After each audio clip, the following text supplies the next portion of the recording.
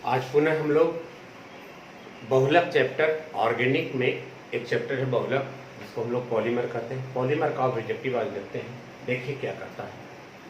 इसमें हम ऑब्जेक्टिव को पुनः एक बार अपलोड कर रहे हैं यूट्यूब पे, बहुत दिनों के बाद।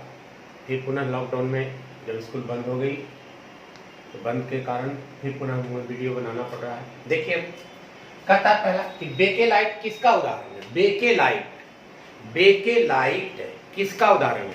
तो बेकेलाइट एक प्रकार का प्लास्टिक है, और ये प्लास्टिक है कि एक बार जो इसको इच्छित आकृति में परिवर्तन कर दो, परिवर्तन कर देने के बाद फिर पुनः इसको दूसरे रूप में ठंडा या गर्म करके परिवर्तन नहीं किया जा सकता। तो उस कंडीशन में इसको हम लोग कहते हैं प्लास्टिक। दो कंडीशन में बांटा गया है, उसमें प्लास्टिक और ताप दृढ़ प्लास्टिक। तो उसमें प्लास्टिक को बार बार परिवर्तन कर सकते हैं, ताप दृढ़ प्लास्टिक को परिवर्तन नहीं कर सकते हैं। यानी कि बेकेलाइट है जो ताप दृढ़ प्लास्टिक है, इसको इंग्लिश में कहते हैं थर्मोसेटिंग। तब बेकेलाइट किसका उदाहरण है? थर्मोसेटिंग का। थर्मोप्लास्टिक जिसको बार बार आप इच्छित करते में परिवर्तन कर सकते हैं। ब्यूना एस में एस बनाता है, ब्यूना एस में एस क्या है? तो ब्यूना एस रबर, यानी कि इसको हम लोग कहते हैं शॉर्ट में SBR, स्टायरीन ब्यूटाडाइन रबर।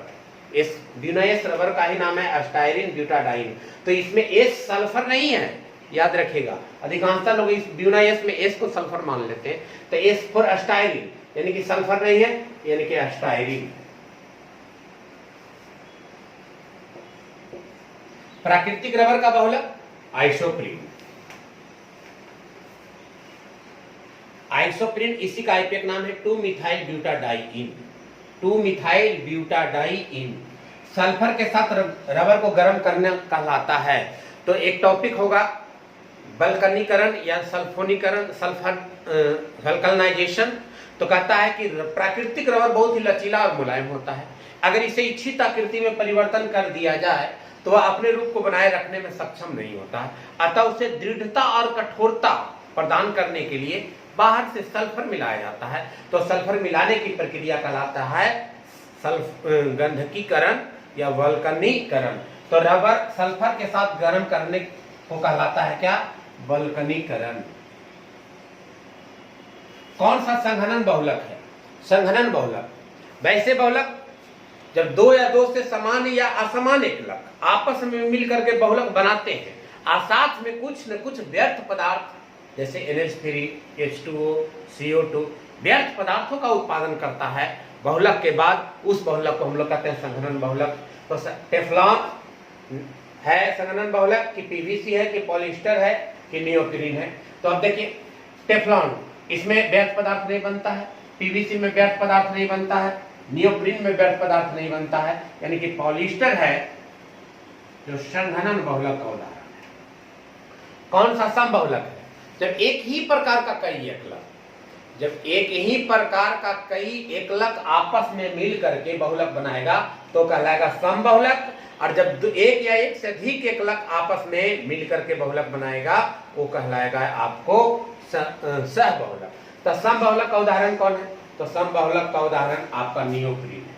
कि क्लोरोप्रीन को बहुलीकरण कराते हैं तो नियोप्रीन का निर्माण होता है, जिसमें एक ही प्रकार का एकलक है। इसमें भी दो प्रकार का एकलक है, फिनॉल और फॉर्मल्डिहाइड। नायलॉन 6,6 में भी दो प्रकार का एकलक है, ब्यूना एस में भी दो प्रकार का एकलक है, नियोप्रीन में एक ही प्रकार का एकलक है। एमाइड बंधन बनाता है, तो एमाइड बंधन नायलॉन बनाता है, नायलॉन 6,6 एमाइड बंधन बनाता है। कौन सा बहुलक को जानवरों द्वारा संचित किया जाता है? तो हमेशा जानवर है जो प्राकृतिक यानी पेड़ पौधों को ही ग्रहण करता है और पेड़ पौधों को खाता है। तब पेड़ पौधों में पाया जाता है सेलुलोज, जो एक प्राकृतिक बहुलक है। तो कौन सा बहुलक को जानवरों द्वारा संचित किया जाता है? तो वल्लीफोर सेलुलोज।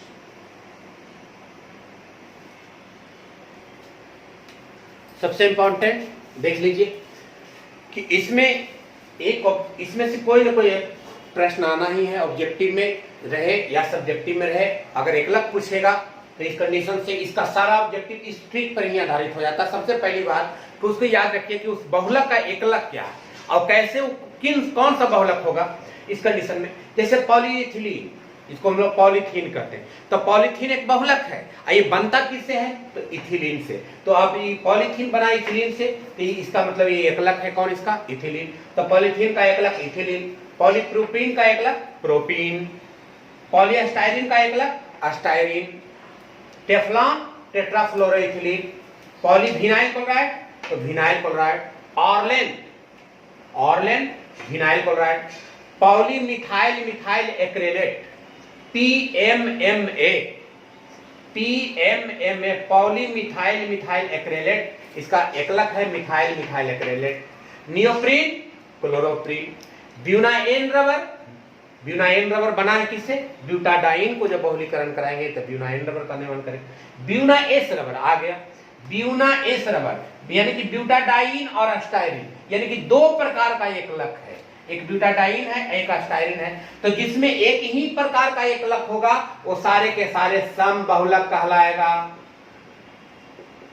समबहुलक कहलाएगा। जो एक ही प्रकार के एकलक से बना है, एक समबहुलक समबहुलक समबहुलक सारे समबहुलक है। अब यहाँ देखिए ब्यूटाडाइन और अस्टाइरिन दो प्रकार का एकलक है, तो इस कंडीशन में ये कहलाएगा सहबहुलक, सहबहुलक। नायलॉन 6 का एकलक कौन है? कैप्रोलैक्टम।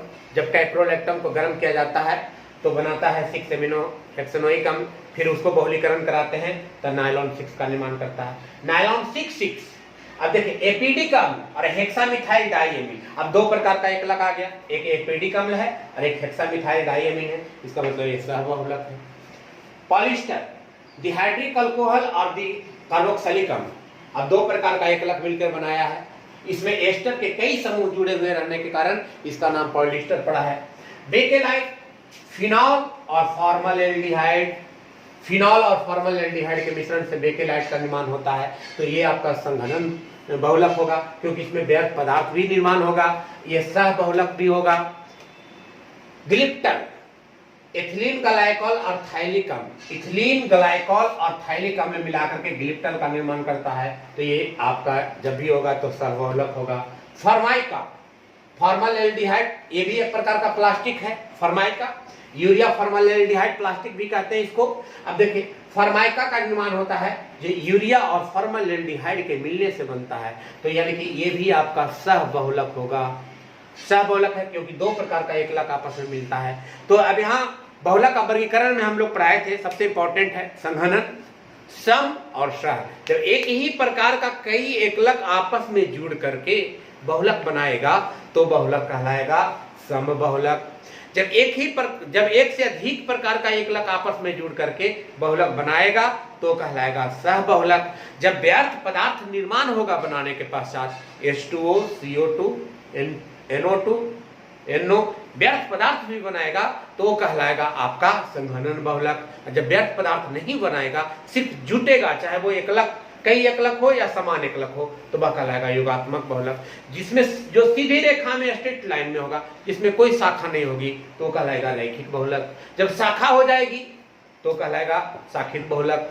जब एक दूसरे से दिक् बंधन या त्रिक बंधन के साथ तिरछे आड़े जुड़ा रहेगा तो कहलाएगा आपका तिर्यक बंधित बहुलक। जैसे बेकेलाइट में वो तिर्यक बंधित बहुलक का भी निर्माण करता है। तब तक ये आपका ऑब्जेक्टिव पॉलिस्टर पॉलीमर का था। इतना से ज्यादा एक जो मेन था, सबसे महत्वपूर्ण है कि बहुलक का एकलक कौन है, उसका एकलक अगर याद हो जाएगा तो पूरा निर्माण हो जाएगा, चैप्टर समाप्त हो जाएगा। तब तक के लिए धन्यवाद।